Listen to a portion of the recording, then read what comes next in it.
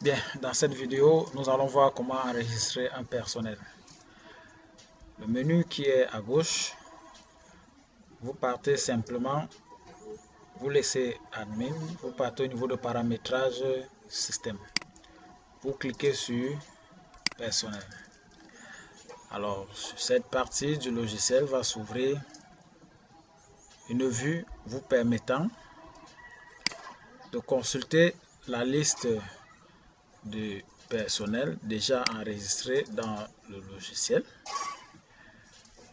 Là, le nom, la spécialité, le sexe, le rôle.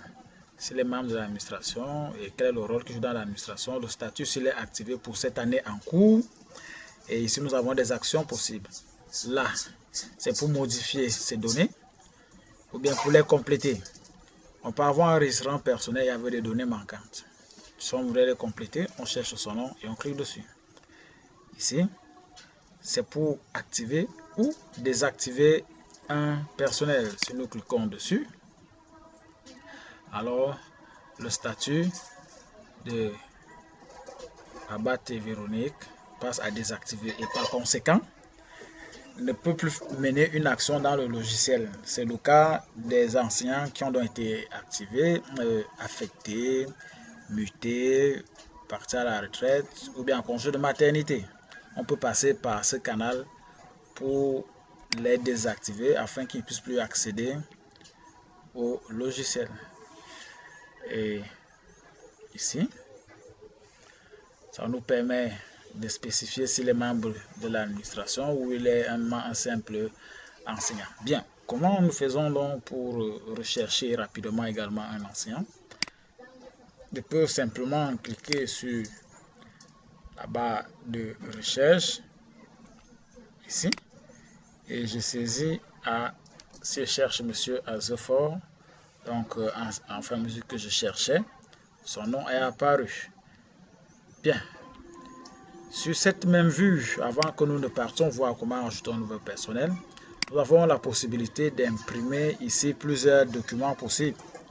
Le répertoire téléphonique du personnel, la liste des enseignants par nationalité, la feuille de présence des vacataires et d'autres également par là.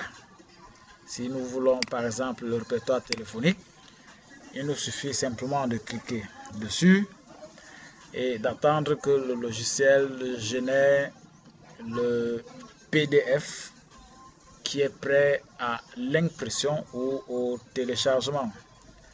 Voici donc le PDF qui est apparu où nous avons dans la liste de nos enseignants avec leurs contacts, notre personnel avec leurs contacts téléphoniques.